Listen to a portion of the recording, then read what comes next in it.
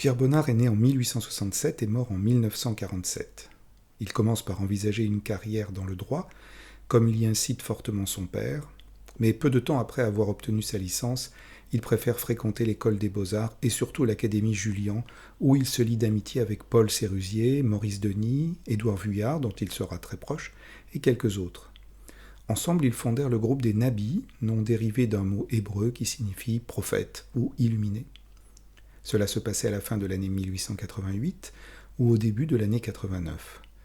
Ces jeunes peintres d'une vingtaine d'années voulaient, comme d'autres avant eux et comme d'autres le voudront après eux, révolutionner l'art et s'opposer à l'enseignement académique sans avoir toutefois un programme artistique très précis pour y parvenir. En octobre 1888, Paul Sérusier, après un séjour à Pont-Aven où il a peint un tableau sous les conseils de Gauguin, rentre à Paris et le montre à ses amis de l'Académie Julian. Plutôt que de représenter la réalité ou des impressions fugaces, chères aux impressionnistes, il a peint les sensations intérieures qu'a produites sur lui ce paysage.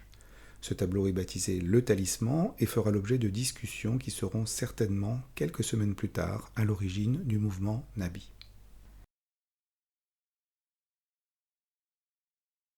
C'est sans doute pour ces scènes d'intérieur dans lesquelles il multiplie des moments de la vie quotidienne de sa famille, ou pour celles saisissant son voyeurisme des femmes nues à leur toilette, que Pierre Bonnard est le plus connu.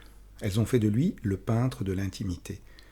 C'est le charme exquis d'une fenêtre ouverte sur le jardin et laissant entrer le soleil dans la maison, qui unifie l'espace privé de la pièce à celui extérieur et public de la ville ou de la nature.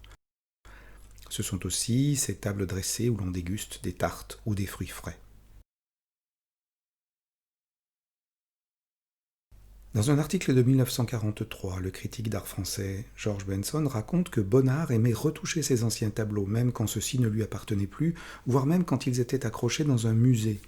Il raconte l'anecdote suivante. Au musée de Grenoble, puis au Luxembourg, il lui arriva de guetter le passage d'un gardien d'une salle à l'autre, de sortir d'une poche une minuscule boîte garnie de 2 ou 3 tubes et d'un bout de pinceau, d'améliorer furtivement de quelques touches un détail qui le préoccupait. Le japonisme est un terme inventé en 1872 par un collectionneur d'estampes japonaises. Le goût pour ces images singulières produites par l'art japonais atteint son apogée vers 1880. De nombreux artistes possédaient des images, à commencer par les plus célèbres de cette époque, Whistler, Manet, Monet, puis Van Gogh et Gauguin, les Goncourt, Maupassant ou encore Pierre Loti. Si le japonisme n'a pas influencé que la peinture occidentale, mais aussi la céramique ou le mobilier, c'est bien chez les peintres qu'il a trouvé sa pleine expression. Pierre Bonnard était lui aussi très influencé par les estampes japonaises, au moins au début de sa carrière, à tel point qu'un célèbre critique de la fin du XIXe siècle, Félix Fénéon, lui aurait donné ce surnom au sein du groupe des Nabis, Pierre Bonnard, le Nabi très japonard. Cette influence des estampes s'est par exemple traduite dans la peinture et à divers degrés, selon les périodes, par les formats allongés en hauteur, Bonnard a réalisé plusieurs par avant, par le choix de couleurs vives souvent placées en aplat et cernées d'un trait uni, sur des fonds parfois animés de motifs décoratifs, et une absence de modelé ou d'effet de profondeur, caractère que l'on retrouve particulièrement dans l'œuvre de Pierre Bonnard.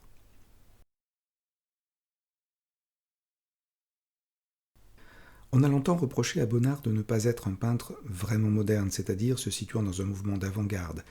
Toute sa vie, il a poursuivi un chemin assez solitaire alors que le fauvisme puis le cubisme entraient en scène et proposaient une conception de l'art plus novatrice, voire révolutionnaire. Il s'est tenu à l'écart des mouvements et des écoles.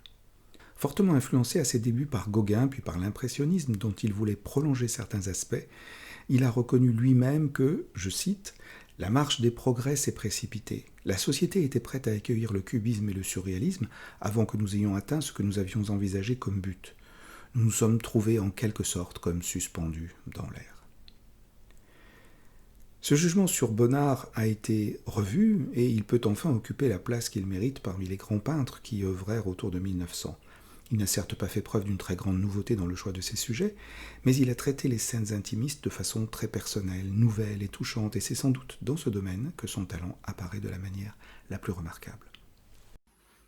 Si vous souhaitez connaître davantage l'œuvre de Pierre Bonnard, je vous propose de suivre les conférences, les visites guidées que je ferai à l'Hôtel de Caumont à Aix-en-Provence lors de la prochaine exposition qui commencera au mois de mai et qui s'intitulera Pierre Bonnard et le Japon. Vous trouverez un lien dans la vidéo qui suit, à la fin de cette vidéo, et pour vous connecter sur le site www.conférence.art pour vous inscrire à ces visites. Sachez également que sur le même site, conférence.art, vous trouverez dans les 15 prochains jours de nouvelles vidéos qui seront des approfondissements de certains points que j'ai évoqués dans la vidéo d'aujourd'hui. Merci de votre attention.